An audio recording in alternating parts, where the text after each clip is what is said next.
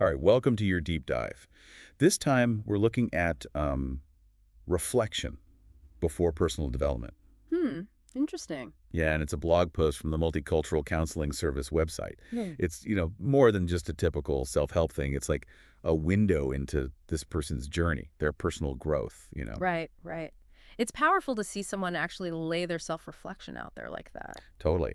And they start with this set of questions, almost like setting their intentions. Hmm. They're asking things like, who am I today? Who do I want to be in the future? I like that. How can personal development help me deal with other people? And even who's responsible for me right here, Yeah. right now? Yeah. I mean, these are deep. Oh, Yeah. yeah, they're really getting at self-awareness and being intentional. Not just dabbling, but really diving in. Exactly. And they're super honest about their obstacles. Like, learning is tough for them because English is their second language. Wow. Can you imagine hitting that wall every time you try to learn something new? Yeah, it's a challenge so many people face, but, we don't always talk about how hard it is emotionally. For sure. Like feeling inadequate, wanting to give up. Absolutely, those are real struggles. But Yeah. this person, they didn't give in. They used those feelings to push themselves forward. And that's what's inspiring. On top of the language thing, they're working full-time, studying, barely sleeping, anxious. It's like a recipe for burnout. Oh, it's so relatable. So many people feel pulled in every direction, trying to, balance their life with personal growth. Yeah, yeah. But this person, they took action. They didn't just get overwhelmed. That's what makes their story so powerful. They found a way to make it work. Okay, get ready for this list of strategies. This is where it gets good. First, a regular sleep routine. I mean, we all know sleep is important. For sure. But they made it like the cornerstone of everything. It's brilliant, right? Sleep deprivation affects everything. Mood, energy, focus. Decisions. Yeah, everything. So by focusing on sleep, they set themselves up for success in everything else. It's like they built a solid base to grow from. I've definitely been guilty of sacrificing sleep. But hearing this, how it helped their anxiety, makes me rethink things. It's a reminder that self-care isn't selfish. It's essential. Totally. And it's not just bubble baths. It's taking care of the basics, what lets us function. Exactly. And they didn't stop there. Dream analysis, journaling, poems, even drawing. It's like they used every creative outlet to explore their inner world. That's key. Personal development isn't just books and seminars. It's about what works for you, connecting with yourself. For them, that meant getting creative. And it sounds a lot more fun than just, meditating all day. Not that there's anything wrong with meditation. Right, of course not. But sometimes you need to shake things up a bit, express yourself. Exactly. It's about finding joy in the process. Make it an adventure, not a chore. And who knows what you'll find along the way, right? It makes me think of that quote, the unexamined life. Something, something. Yeah. The author really embraced that, using every tool to explore themselves. And they built their own toolkit for growth. There's no one right way. It's about what resonates with you, adapting it to your own life. And that's where it gets really interesting. They dedicated time for academic reading, practicing English. So committed to learning. Yeah. Think about how frustrating that language barrier must have been. But they pushed through, found ways to improve. It's like they turned that obstacle into an opportunity. Didn't accept their limitations. So inspiring. That's a powerful message for anyone facing challenges. Yeah, a real reminder that growth means pushing past your comfort zone, embracing challenges. Totally. And, of course, the final two pieces of their self-improvement puzzle. Okay, let's hear it. Therapy and meditation. They knew they needed both that external support and the internal work. It's a holistic approach. Shows how dedicated they were, not just looking for quick fixes. Ready for the deep work. And that's where it gets really interesting. We've seen the challenges, the strategies, their dedication.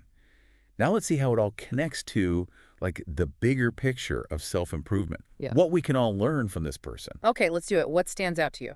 It's how practical and self-reflective they were. It wasn't just go meditate. They explained how they fitted in with their life. Work, studies, it makes it feel doable. Absolutely. It's got to be sustainable. They made personal development part of their everyday life. That's a huge lesson for us all. Yeah, it's like they took those self-help ideas and made them work in their real life. Totally. And it wasn't just about Like the practical stuff. Remember the journaling, the poems, the drawing. Oh, right. It's like self-discovery isn't always quiet, Sometimes it's about expressing yourself. You're so right. That creative side can be super therapeutic. It helps you get at those hidden emotions, Ooh, thoughts. stuff below the surface. Yeah, Yeah. sometimes you can't just think your way to a solution. You got to feel it out. It's like giving your subconscious a way to speak, right? Yeah, And it can be fun, too. absolutely. We can get so serious about personal development, we forget to enjoy it. You're telling me if it feels like a chore, who's going to stick with it? No one. This Did- author, they showed us it's got to be enjoyable. It's Yeah. got to be like an exploration. Exactly. Okay, speaking of enjoyable, that sleep routine. Who doesn't love a good night's sleep? But they actually connected it to their growth. Yeah. Said it helped with their anxiety, their biological clock. That's interesting. It's like they saw sleep as an investment. It's amazing how much of an impact sleep has, right? Yeah. It affects mood, energy, focus, Decision making. everything. It's the foundation, right? Like, Yeah. if you're not rested, everything else is harder. It really is. And from a cognitive behavioral therapy perspective, that consistent routine helps regulate your circadian rhythm. So, better mood, more energy, clearer thinking. So it's not just feeling less tired. It's setting yourself up for success, period. Exactly. That's what makes those practical strategies so powerful. It's not about fixing problems after they happen. It's about creating an environment where you can thrive. Proactive instead of reactive. That's it. And don't forget, they learned English, kept up with academic reading. They could have let that be a barrier, but they turned it into a strength. It's their resilience that gets me. They didn't let the language stop them. They kept learning, kept growing. A real growth mindset. Yeah. It reminds you growth means pushing yourself, getting comfortable with being uncomfortable even. Absolutely. And it shows how everything's connected, Right, right. Like better language skills, helps with school, with your career, even socializing. It's like this domino effect of good stuff. What really stood out to me was how they evaluated their decisions, the good and the bad. It wasn't just going through the motions, They were using every experience to, learn about themselves. That's so important. It's not enough to just do things. You got to think about why you did them, what you learned, how to do better next time. Like they were constantly adjusting their internal compass, Yeah. using their experiences to navigate. Exactly. And they weren't scared to look at their flaws. Actually, they wanted to understand them, accept them. That's self-compassion right there. Oh, self-compassion. We hear it everywhere, but what does it actually mean? It's simple, really. Treat yourself like you'd treat a friend. Imagine your friend struggling. You wouldn't yell at them, right? You'd be supportive. Self-compassion is doing that for yourself. So it's not letting yourself off easy or anything. It's about seeing your imperfections and still believing in yourself. Exactly. We're all works in progress. The author's journey shows that. They messed up, but they didn't beat themselves up. They chose compassion. And it seems like that made a huge difference. Instead of getting stuck in that self-criticism loop, they could focus on growing. And that brings us back to that powerful line. How you treat yourself is how you're inviting the world to treat you. Your inner world shapes your outer world, Right. It's like if you're always judging yourself, that's the energy you're putting out there. But if you can accept yourself, That changes everything. You attract more acceptance, more compassion from others. it's all connected, like that question from the beginning. How personal development helps you deal with people. The answer might be self-compassion. I think you're right. Self-compassion builds that foundation for healthy relationships with yourself and others. More empathy, more understanding. Oh, and remember, they wanted to start a blog, right? To help others with education and personal growth. It's like they've come full circle. Started by asking those deep questions for themselves, now they want to help others do the same. It's beautiful, really. Shows how personal growth can become something bigger. It inspires others. It's paying it It forward. reminds us that we're not alone in these challenges. We all struggle, we all doubt. But by sharing, by supporting each other. We get stronger, more resilient. Exactly. And that's what makes personal development so powerful. It's not just about you. It's about creating a better world for everyone. Well said. Now, I'm curious, what are your thoughts on their experience with therapy? They seem to see it as a crucial part of their growth. Therapy, yeah. It's like having a guide, Yeah. to help you figure out all that complicated stuff inside. Totally. Someone to give you insights, challenge you a bit, Yeah. and give you tools to overcome obstacles. And it's not just about fixing problems, right? Right. It's about understanding who you really are Right. so you can live a more authentic, fulfilling life. That's it. For the author, it seems like therapy helped them really accept themselves, be more compassionate towards themselves. We tend to think of therapy as something you only do when things are really bad, Yeah, but maybe it should be more proactive, like to support your ongoing growth. I like that idea. It's like we go to the gym for our physical health, right?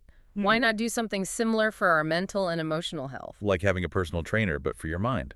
Exactly. It highlights how important it is to get support. You don't have to do it all alone. Speaking of support, remember they had sleep issues and anxiety, Oh, yeah. and they said a regular sleep schedule really helped. What's the science behind that? Well, sleep is how we regulate hormones, restore energy, repair our bodies. When we don't sleep enough, that stress hormone, cortisol, goes up. So more anxiety, harder to cope?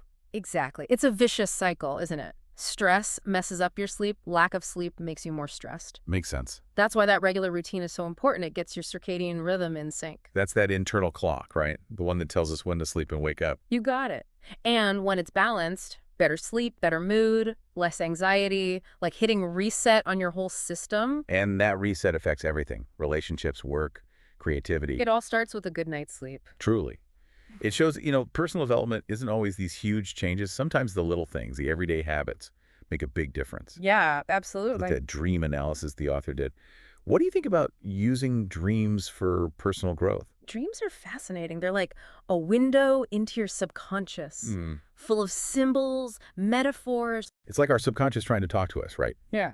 But in this weird symbolic language. Exactly. There's no one way to interpret them, but paying attention, trying to understand, it can be really insightful. Any tips for someone who wants to get started with that? Keep a dream journal. Simple as that. Keep it by your bed.